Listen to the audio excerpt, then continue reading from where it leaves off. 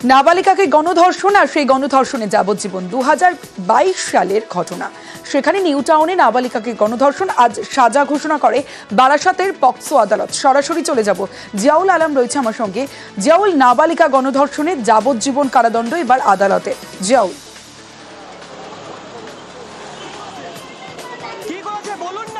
18/7/2022 অর্থাৎ eco park থানার একটি নাবালক এবং নাবালিকা তারা একেবারে নিকো পার্ক থানার এলাকায় তারা বেড়াতে আসেন এবং সন্ধ্যা হয়ে যাওয়ার পরে তারা একটি জায়গায় অর্থাৎ বসে গল্প করছিল। সেই সময় 3 যুবক সেখানে যায়, তারা পুলিশ পরিচয় দেয়, দিয়ে তারপরে সেই নাবালককে মারধর করে এবং সেই নাবালিকাকে নিয়ে একটি নির্জন জায়গায় গিয়ে পরপর তাকে গণধর্ষণ করে। এবং এই ঘটনায় কিন্তু 3 জনকে, যারা পুলিশ পরিচয় দিয়েছিল সেই 3 যুবককে ইতিমধ্যে গ্রেপ্তার করে এবং তাদেরকে সাজা ঘোষণা অর্থাৎ গতকাল তাকে দোষী সাব্যস্ত করে। আজকের এই 3 জনকেই কিন্তু, যারা পুলিশ পরিচয় দিয়েছিল সেই 3 জনকেই কিন্তু দোষী সাব্যস্ত করে যাবজ্জীবন কারাদণ্ড, সঙ্গে 50,000 টাকা জরিমানা, অনাদায়ে আরো 1 বছরের জেল। কিন্তু এই খবর যখন সামনে আসে, যখন আদালতে যখন সাজা ঘোষণা হয়, তখন তার পরিবারের লোকজন সংবাদ মাধ্যমের উপর হামলা করে। কেন খবর করা হবে, কেন ছবি করা হবে? ইতিমধ্যে পরবর্তীকালে পুলিশ গিয়ে অবস্থা নিয়ন্ত্রণ আনে, কিন্তু 3 অভিযুক্তকে ইতিমধ্যেই বারাসত আদালত যাবজ্জীবন কারাদণ্ডের নির্দেশ দিলেন বারাসত পস্কো আদালত। তমশ্রী, বেশ জিয়াউল। 2 জন বাচ্চা গেম খেলছিল, সেই সময় 2 জন লোক এসে নিজেদের পরিচয় দেয় যে আমি পুলিশ পার্টির লোক, তোমরা এখানে কি করছো, তোমরা সাইডে আসো বলে ওদেরকে ইন্টেরিয়ারের দিকে নিয়ে যায়। আরেকজনকে ওরা ডেকে নিয়ে আসে, 3 জন মিলে গণধর্ষণ হয়। তারপর ওরা গিয়ে ইকো পার্ক থানায় গিয়ে কমপ্লেন করে এবং যা এভিডেন্স এসছে তাতে আজকে জজ সাহেব ওনাদের সশ্রম যাবজ্জীবন কারাদণ্ড দিল, আর 50,000 টাকা করে ফাইন দিয়েছে ভিকটিমকে কম্পেনসেশন দেওয়ার জন্য। এদের গ্যাং রেপের ধারায় ওনাদের দোষী সাব্যস্ত করা হয়েছে 376 ধারায়। 2020 সালে সেখানে জলপাইগুড়ির ভক্তিনগরে নাবালিকাকে ধর্ষণ, আর সেই নাবালিকাকে ধর্ষণে 20 বছর জেল এবং 50,000 টাকা জরিমানা ঘোষণা করা হলো। সরাসরি চলে যাব, শান্তনু রয়েছে আমার সঙ্গে। শান্তনু আরো বিস্তারিত বলবে। শান্তনু, দেখো, ছোটদের কাছে কিন্তু বড়রা অত্যন্ত ভরসা এবং বিশ্বাসের জায়গা হয়ে থাকে, কিন্তু এই ঘটনা কিন্তু দেখা যাচ্ছে ভরসা এবং বিশ্বাস দুটোই ক্ষতি করা হয়েছে সেই শিশুটির ক্ষেত্রে। সেই কারণে আজকের এই রায় কিন্তু একটা দৃষ্টান্ত হয়ে থাকবে। 2020 সালের এপ্রিল মাসে যে ঘটনা ঘটেছিল ভক্তিনগর থানা এলাকায়, সেই ঘটনা কিন্তু চমকে দিয়েছিল এলাকার লোকজনকে, কারণ একই বাড়ির মধ্যে থাকতো সেই নাবালিকা এবং সেই যুবক, এবং এই মেয়েটির সঙ্গে তার দাদা এবং বোনের সম্পর্ক ছিল। সেই সম্পর্কের সুযোগ নিয়ে সেই বোনের কিন্তু একটা বলা যেতে পারে চরম ক্ষতি করে দিয়েছিল এই যুবক, এবং তার জন্য তাকে কিন্তু গ্রেপ্তার করে ভক্তিনগর থানার পুলিশ পরিবারের অভিযোগের ভিত্তিতে, এবং সেই বিচার প্রক্রিয়া চলছিল। এবং 5 বছরের মাথায় কিন্তু আজকে বিচারক যে রায় দিয়েছেন তাতে বলা হয়েছে যে 20,000 বছর সশ্রম কারাদণ্ড, সেই সঙ্গে 50,000 টাকা জরিমানা করা হয়েছে। কারণ যে ধরনের অপরাধ এই যুবক ঘটিয়েছিল, কারণ সেই 7 বছরের সেই নাবালিকার একেবারেই বিশ্বাসের জায়গায় তাকে খেলার নাম করে নিয়ে গিয়ে তার সঙ্গে শারীরিক সম্পর্ক তৈরি করা এবং একেবারেই বলা যেতে পারে চরম ক্ষতি করে দিয়েছিল এই যুবক। সেই জন্যই তাকে এই চরম শাস্তির কথা ঘোষণা করেন বিচারক পক্সো আদালতের। এবং সেই সঙ্গে কিন্তু এই নাবালিকা পরিবার এবং এই নাবালিকা যাতে ভবিষ্যতে মাথা তুলে দাঁড়াতে পারে, পড়াশোনা করে সমাজে দৃষ্টান্ত তৈরি করতে পারে, তার জন্য কিন্তু তার পরিবারকে আর্থিক সাহায্যের কথা বলা হয়েছে। বিচারক তার রায় জানিয়েছেন এবং 5 লক্ষ টাকা ক্ষতিপূরণ দেওয়ার কথা বলেছেন বিচারক। এবং বলা যেতে পারে যে এই ঘটনা একটা দৃষ্টান্ত হয়ে থাকবে, কারণ একাধিক পক্সো মামলায় দেখা যাচ্ছে যে এই ধরনের যে ঘটনাগুলো সামনে আসছে এবং সেই সামনে আসার পর একের পর এক রায় বেরোচ্ছে। এবং এই ঘটনায় কিন্তু যে অভিযুক্ত যুবক তাকে 20 বছর সশ্রম কারাদণ্ডের সঙ্গে 50,000 টাকা জরিমানা। পক্সো 6 ধারায় এই মামলায় চার্জ গঠন হয়। সরকার পক্ষ থেকে টোটাল 8 জন সাক্ষী এই কেসে তাদের সাক্ষ্য প্রদান করে এবং উভয় পক্ষের সওয়াল জবাব শুনবার পরে মহামান্য আদালত এই আসামিকে 20 বছরের সশ্রম কারাদণ্ড, 50,000 টাকা জরিমানা, অনাদায়ে আরও 2 মাসের সশ্রম কারাদণ্ড এবং ভিকটিমকে 5 লক্ষ টাকা কম্পেনসেশন দেওয়ার জন্য ডিস্ট্রিক্ট লিগাল সার্ভিস অথরিটিকে অর্ডার করে। দুয়ারে রিপোর্টারে এবার চলে যাব আগরপাড়াতে। পোস্ট অফিসে লিংক বিভ্রাট, 1 দিন 2 দিন নয়, 5 দিন ধরে পোস্ট অফিসে লিংক নেই। স্বাভাবিকভাবেই গ্রাহকরা সমস্যায় পড়ছেন। আজ গ্রাহকরা রীতিমতো ক্ষোভ দেখান। সরাসরি চলে যাব, সুবীর রয়েছে আমার সঙ্গে। সুবীরের সঙ্গে কথা বলবো। সুবীর, 1 দিন 2 দিন হলে একটা বিষয়, 5 দিন ধরে যদি লিংক না থাকে স্বাভাবিক তো সমস্যা হবে, কেন সমস্যার সমাধান হচ্ছে না?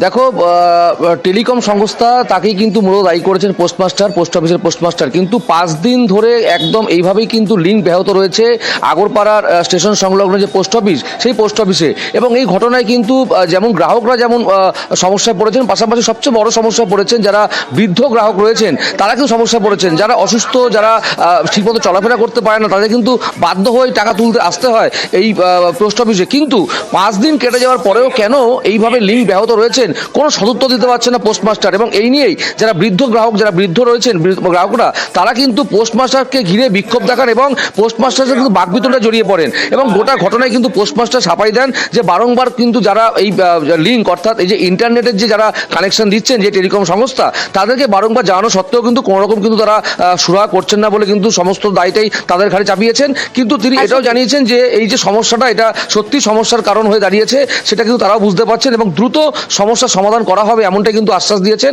যিনি পোস্ট অফিসের পোস্টমাস্টার রয়েছেন অজয় মাহাতো। বেশ, বলছে এই নেই কি বলে, টাকা আছে কিন্তু লাইন নেই, লিঙ্কের সমস্যা, ওদের প্রবলেম হচ্ছে, পরশু দিন থেকে হচ্ছে। পরিষেবা সব বয়স্ক লোকেরা দাঁড়িয়ে আছে 3 দিন ধরে, আর কি বলবো। হ্যাঁ, কালকে তো বলেছিলাম, বললো লিঙ্ক আসছে, সমস্যা হচ্ছে, চেষ্টা করছি আমরা। 4 দিন 5 দিন নয়, 4 দিনের মধ্যে 5 দিনের মধ্যে তো 4 দিন, 2 দিন ছুটি ছিল, 2 দিন নন ওয়ার্কিং ডে, ঠিক আছে, নন ফিনান্সিয়াল ট্রানজাকশন ডে। কাল থেকে সমস্যাটা হয়েছে, সেটার জন্য আমাদের হায়ার অথরিটিকে জানানো হয়েছে। বিএসএনএল থেকে লোকও এসছে, 2-3বার ভিজিট করে গেছে, সমস্যার সমাধান হয়নি এখনো পর্যন্ত। আজকেও এসছে, এখনো লোক দেখছে, কাজ করছে, যদি ঠিক হয়ে যায় কাজ চালু। মাথাভাঙায় সেখানে পুরনো দোকান সরিয়ে স্টল তৈরির উদ্যোগ পুরসভার। আর জানিয়ে ইতিমধ্যেই বিতর্ক শুরু হয়েছে, পুরসভার বিরুদ্ধে অভিযোগ তুলছেন মালিকরা। কি অভিযোগ, কি হয়েছে জানবো, সরাসরি চলে যাব, রাজেশ রয়েছে আমার সঙ্গে। রাজেশ, দেখো, মাথাভাঙা শহরের পচাগড় বাজারে সেখানে কিছু অস্থায়ী দোকান কিন্তু দীর্ঘদিন ধরেই ছিল এবং সেই দোকান মালিকদের অনুরোধে পুরসভা কিন্তু সেখানে স্টল তৈরির উদ্যোগ গ্রহণ করে এবং জানিয়ে কিন্তু বিতর্ক তৈরি হয়েছে। কৃষ্ণপদ দাস নামে ওই ব্যক্তি দাবি করে যে জায়গায় স্টল তৈরি হবে, যে পুরনো যারা ব্যবসায়ীরা সেখানে ব্যবসা করছিল, সেই জায়গাটি তার মায়ের। এবং কৃষ্ণপদ দাস এই নিয়ে কিন্তু দীর্ঘদিন আগে কিন্তু কোর্ট কেস করেছিলেন বাম আমলে। সে সময় কিন্তু সেই কোর্ট কেসের রায়ে তিনি পরাজিত হন, কিন্তু তার যেটা দাবি, তার লিগাল ডকুমেন্ট রয়েছে, খতিয়ান রয়েছে জমির, এবং সেই জমি তার কিন্তু পুরসভা তাদের কথা গুরুত্ব দিচ্ছে না। তবে পুরসভা এই সমস্ত অভিযোগ অস্বীকার করেছেন। পুরসভার চেয়ারম্যান লক্ষ্যপতি প্রামাণিক যেটা জানিয়েছেন, পুরসভার কাছে নথি রয়েছে, এই জায়গা 25 বছরেরও অধিক সময় থেকে পুরসভার, সুতরাং তার পুরসভার বিরুদ্ধে মিথ্যা অভিযোগ করা হচ্ছে। আইনিভাবে জমি পুরসভার দখলে রয়েছে এবং পুরসভা সেখানে স্টল তৈরি করবে। বেশ, মাটিয়ালি ব্লকের দক্ষিণ ধূপঝোড়া মাদ্রাসা পাড়া, এই পাড়ার বাসিন্দাদের দীর্ঘদিনের দাবি ছিল পাকা রাস্তা। অবশেষে সেই দাবি পূরণ হতে চলেছে, তৈরি হচ্ছে ঢালাই রাস্তা। আজ শিলান্যাস হলো, সেই ছবি দেখাচ্ছি আপনাদের সরাসরি। রকি চৌধুরী রয়েছে আমার সঙ্গে। রকি, দীর্ঘদিনের দাবি ছিল এখানকার মানুষজনের এবং সেই দাবি পূরণ হচ্ছে। কতদিন লাগবে এই রাস্তা তৈরি হতে এবং কি বলছেন মানুষজন? তমসে, তোমাকে প্রথমে বলে রাখতে চাইবো, মাটিয়ালি ব্লকের অন্তর্গত মাটিয়ালি 2 নং গ্রাম পঞ্চায়েতের মাদ্রাসাপাড়া এলাকায় দীর্ঘদিনের স্থানীয় বাসিন্দাদের দাবি ছিল যে সেখানে একটি পাকা রাস্তা তৈরি করার জন্য, কারণ বর্ষা এলেই সমস্যায় পড়তে হতো এই এলাকার মানুষকে। প্রায় 2 থেকে 3টি গ্রাম এই রাস্তা দিয়ে চলাফেরা করতো। অবশেষে সেই দাবি পূরণ করলো মাটিয়ালি 2 নং গ্রাম পঞ্চায়েতের তরফ থেকে। সেখানে 15 ফাইন্যান্সের মাধ্যমে, সেই প্রকল্পের মাধ্যমে 200 মিটার কংক্রিটের রাস্তার কাজ শুরু হবে।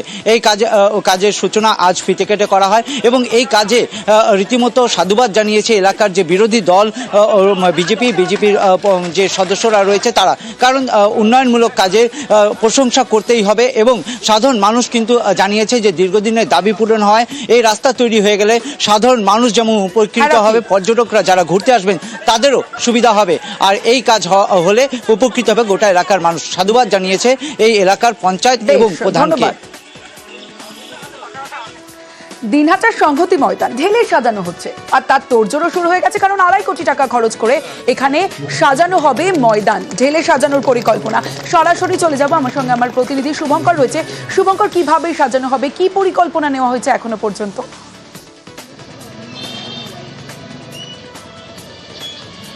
দেখো, তোমাকে জানিয়ে রাখি, এই দিনহাটা শহরের সংহতি ময়দানে কিন্তু সারা বছর খেলাধুলা লেগেই থাকে। ক্রিকেট লিগ যেমন হয় তেমন বড় বড় ফুটবল টুর্নামেন্টের আয়োজন করা হয়। সেখানে রাজ্যের বিভিন্ন বড় বড় ক্লাব, কলকাতার বিভিন্ন বড় বড় ক্লাবগুলো অংশ নেয়। সেই মাঠে প্রচুর দর্শক আসে, সেই জন্যই যাতে মাঠটাকে সুন্দরভাবে সাজিয়ে তোলার পরিকল্পনা করেছে উত্তরবঙ্গ উন্নয়ন দপ্তর।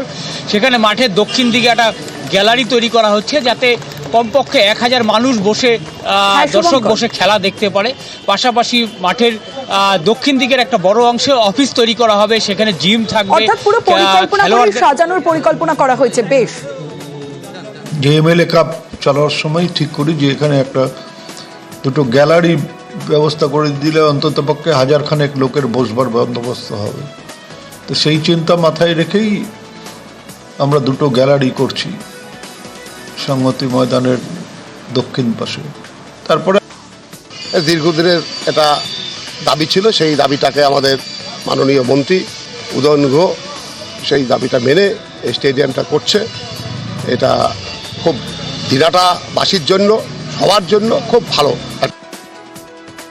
মানুষ নিয়ে আকাশে উঠছে ড্রোন। দুর্গাপুরের আকাশে উঠছে ড্রোন। 4 ফুট উপর দিয়ে মানুষ নিয়ে উঠছে ড্রোন। ছোটন দাসের সেই কাজ। দুর্গাপুরের বাসিন্দা ছোটন দাস। সরাসরি চলে যাব, অর্পণ রয়েছে আমার সঙ্গে। অর্পণ, এই প্রথম নয়, এর আগেও তো একাধিক নজির গড়েছিল এই ছোটন।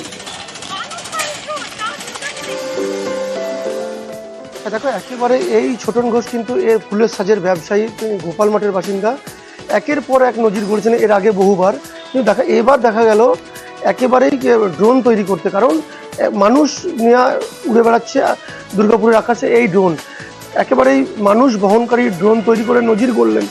এবং প্রাথমিকভাবে এটা ট্রায়াল দেওয়া হয়েছিল এই ড্রোন একেবারেই নদী তীরবর্তী এলাকায়, এবং দেখা গিয়েছে একটা মানুষকে নিয়ে যথেষ্ট ওড়া যাচ্ছে এবং তার ক্ষমতা রাখছে এই ড্রোন 8 থেকে 10 ফুট উচ্চতায় এই ড্রোন উড়ে বেড়াচ্ছে, এবং যা দেখে খুশি কিন্তু শহরের মানুষ। ঠিক।